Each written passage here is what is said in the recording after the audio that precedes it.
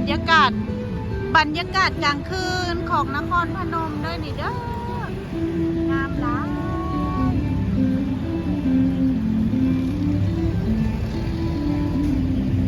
อันนี้พวงมาลัยพวงมาลัยกับงามงามสวยมากยายเฮ็ดเองบ่พวงมาลัยนี่ทำเองบ่สวย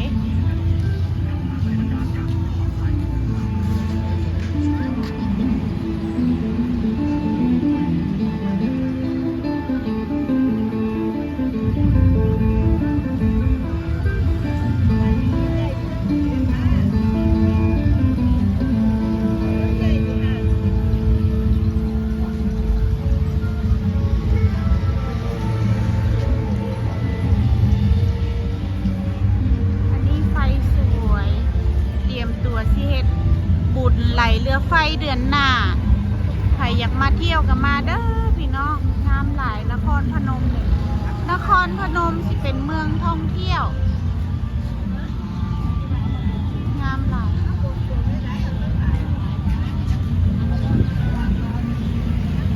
งามหลายเนาะ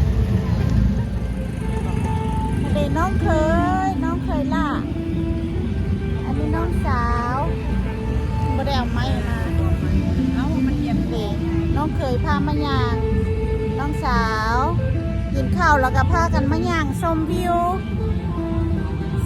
แม่น้ำโขงงามหลายพุ่นน่ะ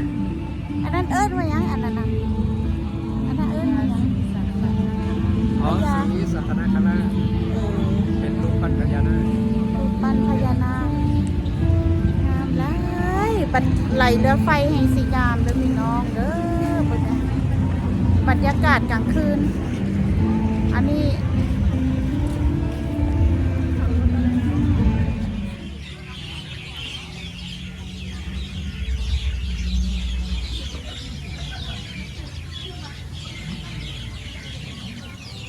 อันนั้นเป็นฝั่งลาวเด้อพี่น้อง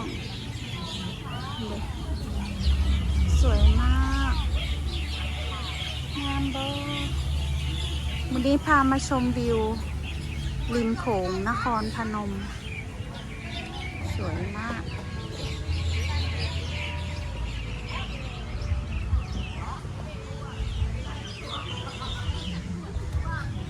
วันดีๆตลอดปีตลอดไป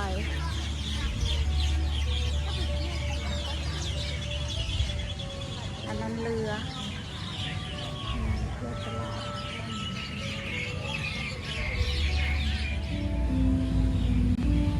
อันนี้โฮเทล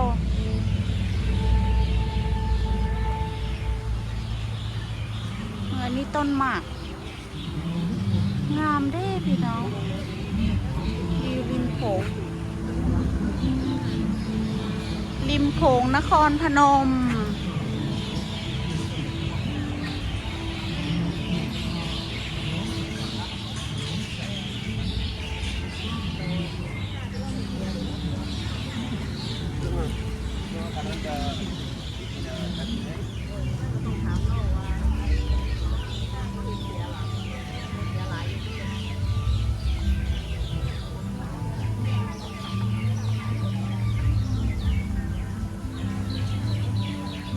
อยากจะ